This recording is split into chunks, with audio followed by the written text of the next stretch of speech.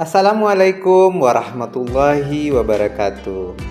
Berjumpa lagi dengan saya Emrianto SPD, calon guru penggerak angkatan 7 yang berasal dari SMK Negeri 1 Bintan Utara. Pada kesempatan ini saya akan memaparkan demonstrasi konseptual dari modul 3.1 yang bertema pengambilan keputusan berbasis nilai-nilai kebajikan sebagai pemimpin. Tujuan dari demonstrasi kontekstual modul 3.1 ini adalah agar CGP dapat melakukan suatu analisis atas penerapan proses pengambilan keputusan berdasarkan pengetahuan yang telah dipelajarinya tentang berbagai paradigma, prinsip, pengambilan, dan pengujian keputusan, baik di sekolahnya maupun di sekolah yang lain. Pada demonstrasi kontekstual 3.1 ini, saya akan mewawancarai Kepala Sekolah SMK Negeri 1 Bintan Utara dan Kepala Sekolah SDIT An-Nahl. Wawancara pertama dilakukan pada tanggal 10 April tahun 2023 bersama Kepala SMK Negeri 1 Bintan Utara. Bagaimana proses wawancaranya terjadi? Silahkan saksikan video berikut ini. Assalamualaikum warahmatullahi wabarakatuh. Perkenalkan, saya Emrianto SPD, calon guru penggerak angkatan 7 yang berasal dari SMK Negeri 1 Bintan Utara. Hari ini saya bersama kepala sekolah saya, yaitu Bapak Dr. Andas Wihaja MPD, yang alhamdulillah sudah kurang lebih 16 tahun yang menjadi kepala sekolah di SMK Negeri 1 Bintan Utara. Adapun kegiatan hari ini adalah wawancara dengan kepala sekolah berkaitan dengan praktik yang dilakukan oleh pimpinan terkait keputusan yang berbasis nilai-nilai kebajikan. Baik Pak. Ya, silakan Pak. Terima kasih Pak atas waktu yang saya diberikan. Kami mungkin ada beberapa pertanyaan yang kami tanyakan kepada Bapak selaku pimpinan dari SMK Negeri 1 Bintan Utara selama ini. Dalam membuat sebuah keputusan atau mengambil sebuah keputusan yang berbasis pada nilai-nilai kebajikan. Ini ada beberapa pertanyaan, saya sebutkan aja ya Pak. Pertanyaan pertama, selama ini bagaimanakah Bapak dapat mengidentifikasi kasus-kasus yang merupakan kategori D5 etika atau bujukan moral? Mungkin saya kasih sedikit gambaran ya Pak. Kalau D5 etika itu Pak adalah ada sebelum memutuskan sesuatu, ada pilihan kita, misalnya ada dua pilihan kita, yang manapun kita pilih itu sama-sama benar. Misalnya ketika mengeluarkan siswa ke sekolah atau melanjutkan sesuatu, melanjutkan pendidikan di sini gitu Pak. Nah, misalnya kalau kita keluarkan di sekolah atas pelanggarannya itu benar juga, tapi ketika kita berikan kesempatan untuk melanjutkan pendidikan di sini, kesempatan untuk menamatkan pendidikan dan berpikir kesalahan itu juga benar. Nah, itu namanya dilema. Dua-duanya sama-sama benar. Kalau misalnya rujukan moral itu adalah memutuskan yang ini benar, yang ini salah, gitu kan. Nah, jadi selama Bapak berkarir sebagai kepala sekolah di SMK Negeri 1 Bintan Utara, bagaimana Bapak mengidentifikasi kasus-kasus itu masuk kategori D5 etika atau rujukan moral? Iya, terima kasih Pak Emrianto selaku calon guru penggerak dari SMK Negeri 1 Bintan Utara Pusat Unggulan. Jadi kita bekerja ini berdasarkan suatu instrumen-instrumen ataupun peraturan-peraturan ya yang berlaku. Mulai dari peraturan-peraturan ya, menteri yang didasari oleh suatu peraturan pemerintah, perundang-undangan, undang-undang Sisdiknas. Kemudian diturunkan lagi di breakdown ada Pergub, kemudian di sekolah itu membreakdown lagi menjabarkan menjadi ada peraturan namanya kode etik guru, terus tata kerja, peraturan tata tertib kerja, kemudian di siswa juga begitu. Siswa diterbitkan adanya buku saku siswa tentang tata tertib ya, setiap siswa yang dibagi itu Di awal September itu diberikan mengenai tata tertib. Jadi ada hal-hal yang bersifat memutuskan yang berkaitan dengan hal-hal yang terjadi itu kita berpedoman pada peraturan-peraturan yang berlaku dengan tentunya musyawarah ya, karena di sekolah ini kan kepemimpinan berlangsung secara kolektif kolegial.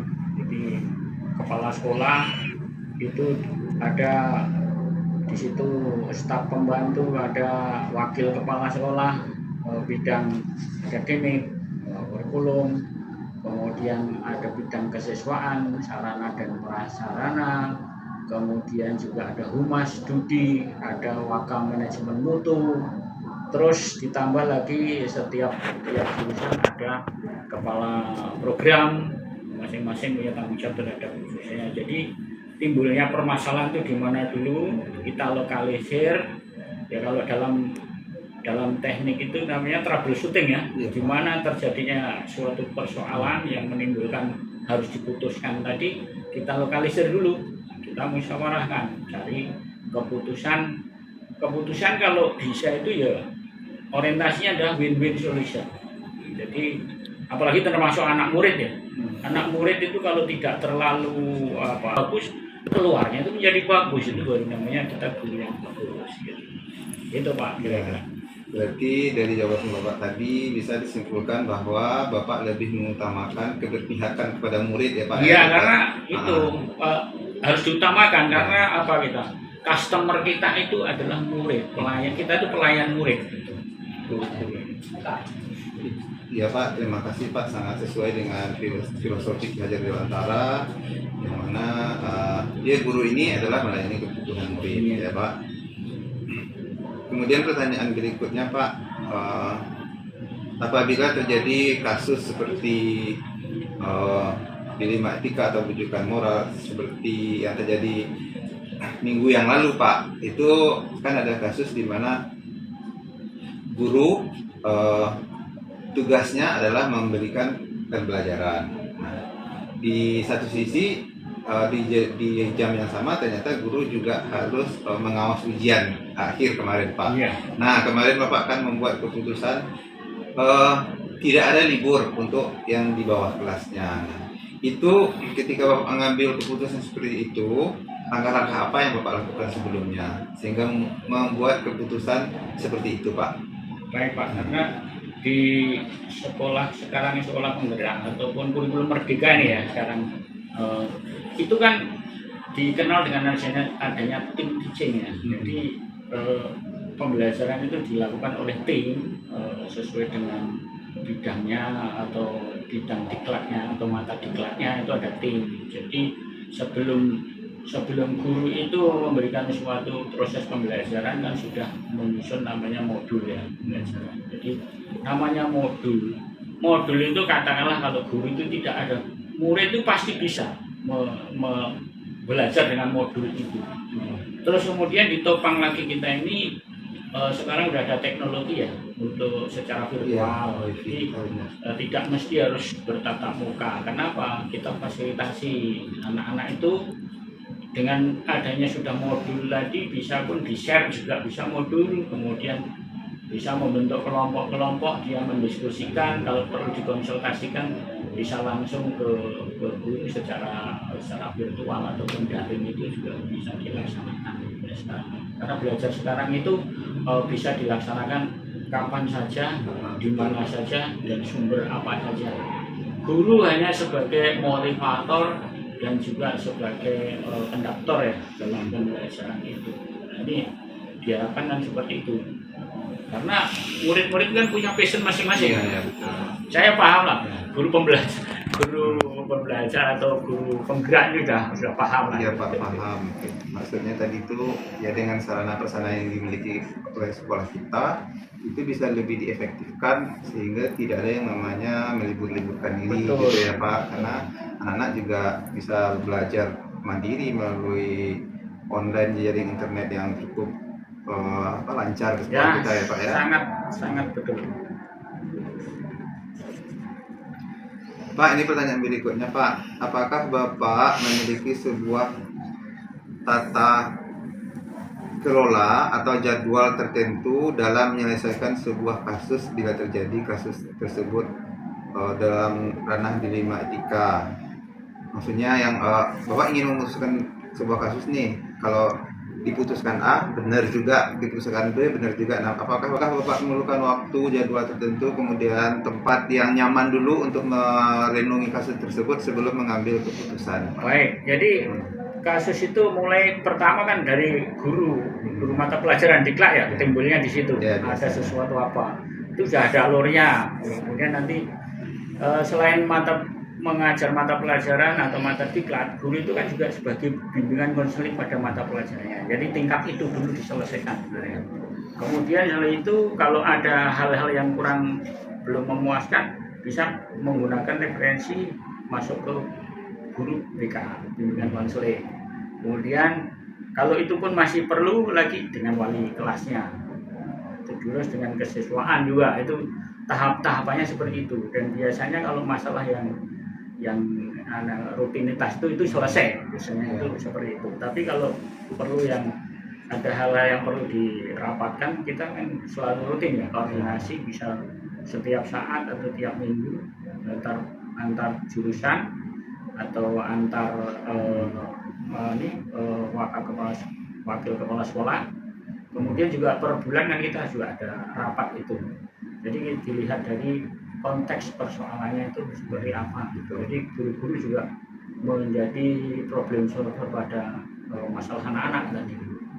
Jadi Bapak mengklasifikasikannya ya Pak, di tingkat mana dulu? Iya. Apakah di tingkat mata pelajaran terjadi kasusnya?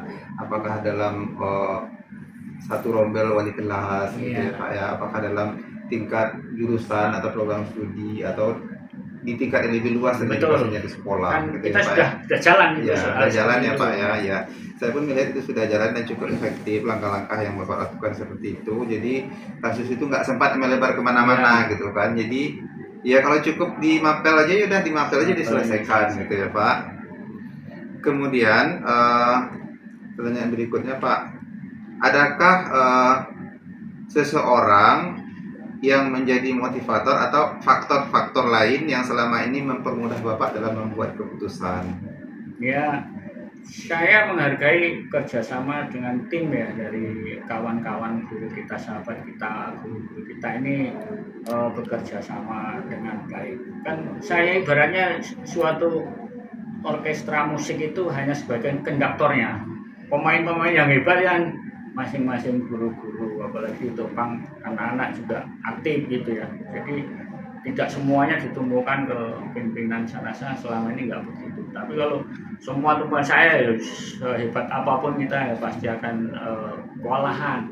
Ya selama ini sudah jalan begitu, ya, saling bersinergis.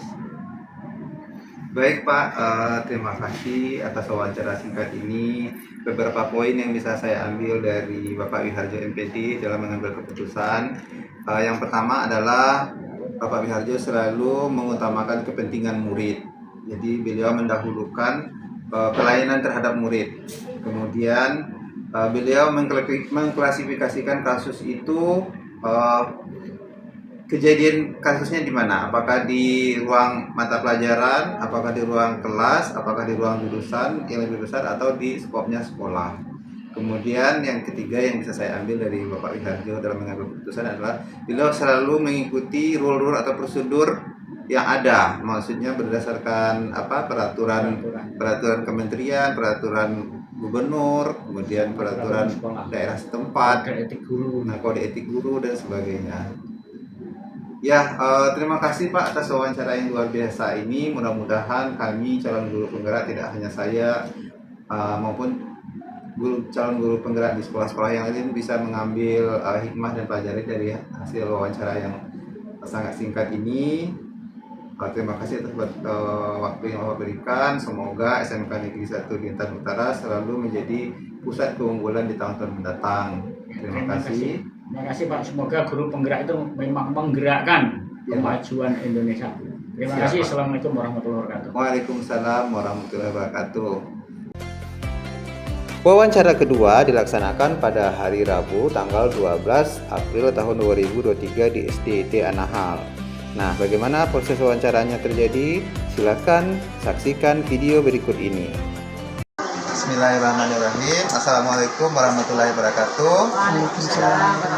Saya Emirianto SPD, calon guru penggerak angkatan ke-7 yang berasal dari SMK Negeri 1 Blitar Utara. Hari ini saya bersama kepala sekolah SD Anahal, Muslimah Ningsi SPD ya Bu ya. Hari ini saya akan mewawancarai Ibu Sri Maningsi terkait praktek yang beliau lakukan selama ini terkait keputusan berbasis nilai-nilai kebajikan. Baik, Assalamualaikum Bu Sri. Bagaimana kabar Bu Sri hari ini? Bagaimana kabar sekolahnya Bu Sri?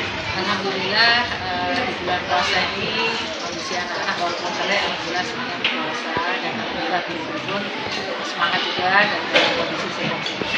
Ya, alhamdulillah berarti aktivitas normal seperti biasa ya Bu. Jadi nggak ada yang dijadikan alasan. Nggak ada kendala alhamdulillah. Puasa nih, jadi nggak belajar nggak apa, nggak ada ya.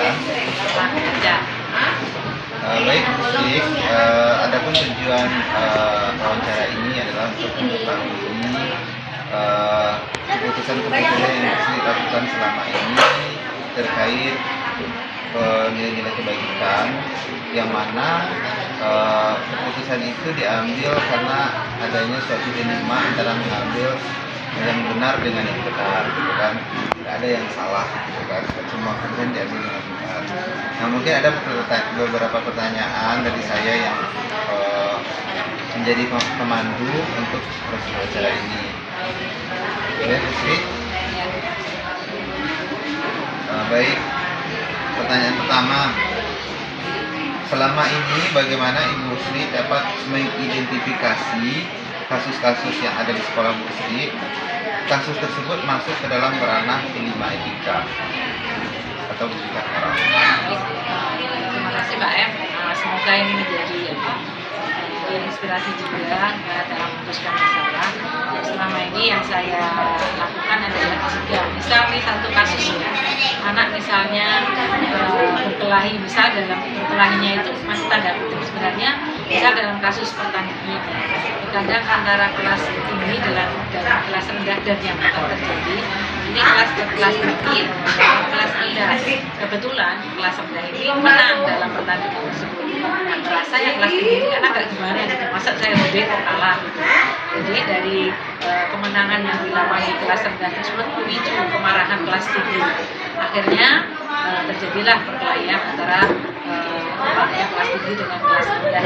Walaupun awalnya cuma satu orang yang merasa ibaratnya dibully lah dengan adanya kekalahan itu, tapi itu emosi dia sangat tinggi sehingga kasus yang pernah terjadi kalau saya menangani ini kami panggil dua-duanya anak, kami panggil, saya identifikasi dulu permasalahannya awal apa dari anak, baik yang merasa menang maupun merasa kalah, apa identifikasi pertama permasalahan yang terjadi kok bisa seperti itu. Akhirnya nanti kan anak menyampaikan, oh seperti ini kok jadi gini. Terus yang merasa kalah juga menyampaikan, saya merasa dibully Bu, saya merasa intinya diejek dan sebagainya. Nah dari kedua itu kalau sudah muncul permasalahan yang ada, maka saya klarifikasi dulu kedua masalah itu. Jadi klarifikasi itu anak saya kasih pengetahuan, saya kasih arahan-arahan. Misalnya kalau suatu pertandingan itu kalah dari menang itu sudah biasa. Kita arahkan kemudian sportivitas. Maka yang menang juga sombong, yang kalah juga begitu hasil. Selalu kita tanamkan ke anak-anak sehingga anak-anak dengan nasihat yang diberikan kepada kepala sekolah ataupun guru, nanti insya Allah anak-anak itu akan mencerna gitu. Setelah itu mungkin anak-anak akan sadar, oh iya ya ternyata saya selama ini salah gitu. Dan dari setelah itu kalau masalah hukuman fisik memang saya tidak pernah melaksanakan hukuman fisik, dan anak-anak itu harapannya sih sekali dikasih nasihat yang tentunya nasihat-nasihat yang baik ya, harapannya anak-anak itu juga akan melakukan apa yang kita nasihatkan ke anak-anak tersebut, sehingga saya beri kesempatan beberapa menit ke depan, bisa mungkin 5 menit terus berpikir dan apa yang saya tadi sampaikan tadi. Setelah itu nanti ujung-ujungnya saya minta keduanya sudah minta maaf. Ya, setelah anak-anak minta maaf, kita janji tidak boleh mengulang kembali dan kita kasih semacam ancaman.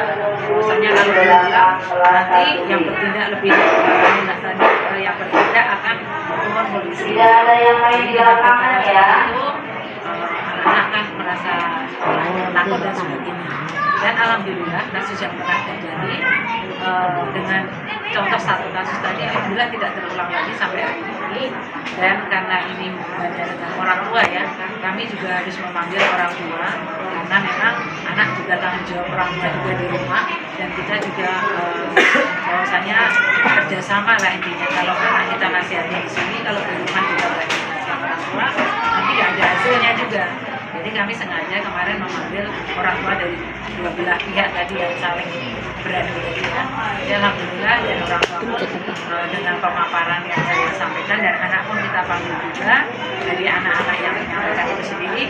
Ternyata orang tua juga, oh ternyata anak saya juga tidak 100% salah gitu. Jadi menyadari, dan orang tua pun merasa legowo lah ya, dengan kasus yang ini. Dan alhamdulillah orang tua awalnya yang semula anaknya merasa disakiti itu memang menghubungi coba terima lah ya. Tapi setelah kita hubungkan, kita kasih masukan baik-baik, anaknya kita lahirkan, akhirnya orang tua merasa oh ternyata kasusnya seperti ini.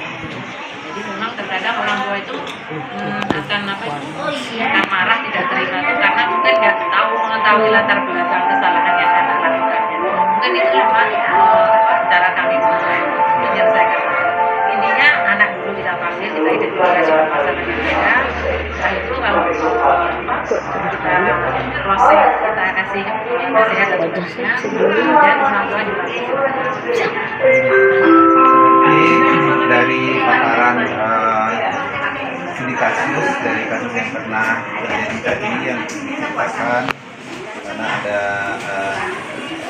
dua siswa berkelahi kelas rendah dan kelas tinggi, di mana di sini ada suatu dilema, tidak ada yang bisa disalahkan, kelas rendah nggak bisa disalahkan, kelas tinggi juga nggak bisa disalahkan. Jadi langkah yang dilakukan adalah mengidentifikasi terlebih dahulu atau mengkonfirmasi dulu perkaranya gitu ya. Kemudian menyelesaikan secara internal, kemudian melibatkan orang tua ya, orang ketiga berkolaborasi dengan orang tua gitu ya. Baik, satu poin yang saya dapatkan dari Bu Sri adalah langkah beliau dalam menangani kasus yang ada adalah mengidentifikasi atau melokalisir dulu kasusnya terjadi di tahap yang mana, kemudian melibatkan orang tua murid untuk penyelesaian gitu ya. Baik, pertanyaan berikutnya Bu Sri.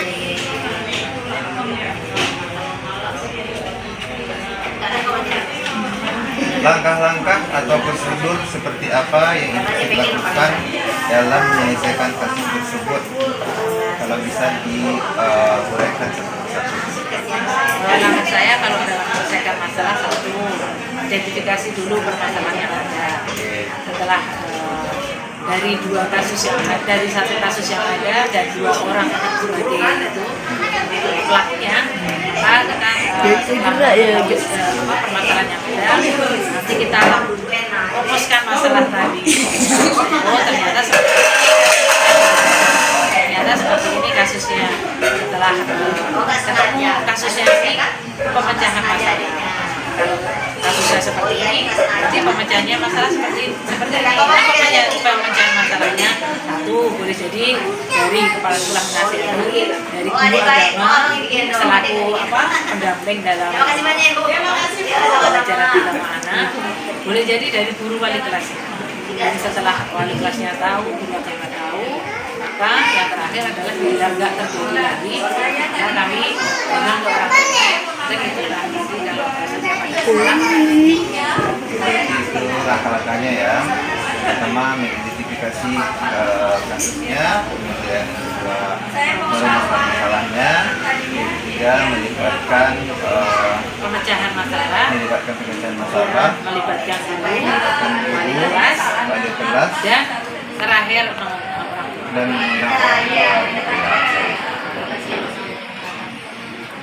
pertanyaan berikutnya Bu Sri, hal apa saja yang selama ini Bu Sri anggap efektif ketika mengambil keputusan? Kalau misalnya kasusnya seperti itu ya, kalau ya hal yang efektif bagi saya adalah pendekatan ke anak. Anak ini terkadang mungkin kurang perhatian baik itu dari orang tua maupun dari gurunya, sehingga anak itu merasa melampiaskan ya, baik itu di sekolah maupun di mana. Kalau nggak ada perhatian dari orang tua atau nggak ada pendekatan dari guru, nah itu kadang pelampiasan anak seperti itu. Jadi kalau menurut saya pendekatan yang pertama adalah kita, karena tidak semua anak itu ngeyel. Sebenarnya anak itu taat ya pada dasarnya itu.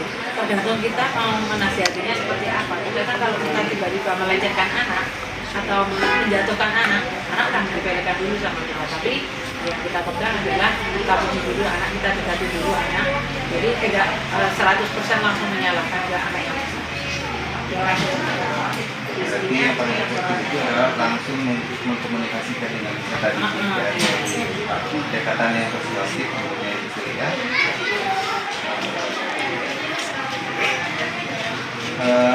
Sebenarnya berikutnya, apakah Ibu Sri dalam memutuskan sebuah kasus tersebut membutuhkan sebuah tata kelola atau jadwal tertentu sebelum mengambil keputusan yang terbaik? Kalau biasanya Pak, kasus yang terjadi ini kan memang sih misalnya hari ini anak terjadi kasus, terkadang kita dengan kondisi anak yang masih emosi, terus kita pun terkadang terpancing emosi juga. Kalau memutuskan masalah dalam kondisi nggak sehat ya, karena emosi, kalau kita memutuskan masalah, saya rasa hasilnya juga nggak bagus. Jadi memang kami bermalam dulu lah, intinya bermalam dulu, tapi dengan catatan ya, anak tadi kita kasih nasihat dulu, terus keputusan apa yang terjadi sambil kita mungkin minta nasihat saran dari teman dan berkomunikasi dengan orang tua, gimana bagusnya, baru pagi harinya kita bisa. Berarti Bu Sri dalam membuat keputusan itu memerlukan beberapa waktu dulu ya untuk kalau kasusnya berat ya, kalau kasusnya berat untuk istilahnya merenungi kasusnya apa, kemudian membicarakan, mencari brainstorming atau pandangan-pandangan mulai ke kasus ini, baru besoknya dia ada sebuah keputusan gitu ya Bu. Nah, selama ini dalam memutuskan sesuatu atau dalam mengambil keputusan terhadap kasus-kasus yang dilema seperti ini, adakah seseorang yang menjadi motivasi atau motivator bagi Bu Sri atau faktor-faktor yang selama ini mempermudah atau membantu Ibu dalam memutuskannya? Itu Pak, selama ini kami kalau memutuskan sesuatu itu tidak sebenarnya sih kalau kepala sekolah memang punya kebijakan. Cuman kalau saya ini mempunyai partner, kebetulan karena saya waktu yang saya di kurikulum kemahasiswaan, jadi setiap ada permasalahan yang ada menyangkut tentang etika anak dan sebagainya, saya berbincang dulu, diskusi dulu gitu ya. Jadi mana yang terbaik di antara masukan-masukan kawan dan sesuai dengan yang saya inginkan, itulah yang saya ambil. Kolaborasi dengan partner kerja ya. Oke, Bu Sri, selain kasus yang tadi, adakah kasus yang besar yang pernah Bu Sri mengalami dilema loh? Kalau kasus yang masalah kayak ginian ya, kita mungkin masalah jatuhnya ke etika ya tadi. Dilema itu karena nggak hanya ke murid aja sih, Bu Sri. Ini sama guru, tapi dia kan misalnya himbauan libur, kita nggak libur, bahkan sebagai pimpinan kita apa kebijakan kita gitu kan. Jadi kalau saya contoh ya, misalnya ini di lima yang ada, karena kita ini contoh Ramadan itu, karena kita mempunyai jaringan yang sama, sekolah Islam terpadu dan sekolah yang terdekat adalah SDIJ Bahtera Islami. Mungkin kalau SDIJ Bahtera Islami itu menetapkan Ramadan belajarnya di rumah gitu, daring gitu. Terus kenapa kok anakku kok masuk? Kadang guru-guru tanda tanya juga kan. Nah, kalau saya memutuskan karena ada surat edaran dinas dan karena kita ini undernya dinas pendidikan, jadi sebisa mungkin semaksimal mungkin saya mengikuti edaran yang ada. Jadi tidak saya memutuskan sendiri, suka-suka saya tidak, dan ikut-ikut yang lainnya tidak. Tapi yang saya pakai untuk patokan kalender kebijakan dari edaran Dinas Pendidikan. Mungkin itu, jadi nanti kalau ada guru kok nggak seperti ini, ya kita kasihlah edaran pendidikan seperti ini, kita harus taat karena kita ini anggaran dan sebagainya masih ada pemerintah. Dan kalau kita meniadakan dana bos, mungkin kita bisa lah berjalan sendiri sesuai dengan apa yang kita putuskan sendiri. Tapi karena kita masih dalam under dinas, jadi semaksimal mungkin saya mengikuti dalam dinas. Jadi nanti kalau seperti itu yang kami jelaskan, tolong lupa. Ini adalah kasus yang menarik di mana di bulan Ramadan ini ada sekolah-sekolah Islam terbaru yang lainnya itu yang model belajarnya itu dari rumah atau daring. Sementara di anak sendiri mengikuti himbauan dari dinas gitu ya Putri. Nah, dari himbauan tersebut pasti adalah suara-suara misalnya yang kurang enak didengar, misalnya orang dari rumah kita enggak gitu kan. Apa trik dalam meredam gitu kan, meredam suara-suara itu. Kalau saya karena kaitannya dengan gaji, saya kasih gambaran nanti kalau ibu di rumah, bapak ibu pun di rumah nggak dapat uang, tidak ada uang investasi, nggak dapat uang makan, otomatis satu hari sudah tiga tunjangan hilang. Bagaimana kalau kali 30 hari selama Ramadan, kan kita nggak dapat apa. Nah itu dari segi finansial ya, mungkin itu. Terus yang kedua, kalau dari segi pembelajaran, kita bercermin dari pengalaman kemarin COVID itu, dengan adanya daring mungkin agak riwah gitu lah, harus menyiapkan pembelajaran lewat video dan sebagainya. Sementara membuat video juga tidak segampang, mungkin bagi yang pintar mungkin gampang, tapi bagi yang masih gaptek juga masih lama gitu ya, merasa susah. Jadi menurut saya kalau lewat daring itu malah justru susah gitu lah. Jadi enaknya memang anak datang, kita mau ngasih pembinaan anak lebih enak. Mungkin dari dua itu alternatif itu nanti terbuka. Sama alhamdulillah, iya juga. Ya ini sangat bagus sekali karena saya melihat dari keputusan Bu Sri yang tetap menyelenggarakan pembelajaran di sekolah, berarti Bu Sri sudah melakukan dua hal yang bersifat nilai kebajikan. Yang pertama adalah taat pada aturan yang berlaku dari dinas tempat, kemudian yang kedua adalah tetap mengutamakan kepentingan murid. Nah, daripada murid belajar di rumah lebih bagus belajar di sekolah ya Bu ya. Karena kalau sudah di sekolah ini, kalau udah di rumah nggak tahu anaknya, sepertinya HP aja. Karena anak saya sendiri seperti itu. Kalau udah di rumah, HP yang dia pegang sendiri. Jadi ini hanya kasus satu anak ini. Tapi menurut laporan orang tua memang seperti itu. Karena ada belajar. Jadi dia lebih efektif masuk sekolah. Oke, jadi apa yang saya sampaikan itu sudah sesuai dengan pemikiran Bapak Dewantara, di mana seorang guru itu semestinya adalah berpihak kepada murid, kemudian menjadi menghamba kepada murid, maksudnya adalah memberikan kebutuhan belajar yang seluas-luasnya, hak konstitusinya terhadap pembelajaran murid. Oke, wawancara yang sangat menarik. Terima kasih kepada Bu Sri Maningsi dari SDIT Anahal yang sudah bersedia untuk memberikan wawancaranya hari ini. Dari SDIT Anahal kami menyampaikan merdeka belajar, merdeka mengajar. Merdeka belajar, merdeka mengajar. Terima kasih ya Bu Sri. Iya Pak, terima kasih. Mohon maaf juga. Ya. Oke, demikian hasil wawancara saya dengan pimpinan SDIT Anahal atau kepala sekolah SDIT Anahal di Divisi SPD. Sampai jumpa lagi. Ada video tugas calon guru penggerak berikutnya. Assalamualaikum warahmatullahi wabarakatuh. Waalaikumsalam. Berikut adalah uraian analisis saya terhadap hasil wawancara dengan kedua kepala sekolah tersebut.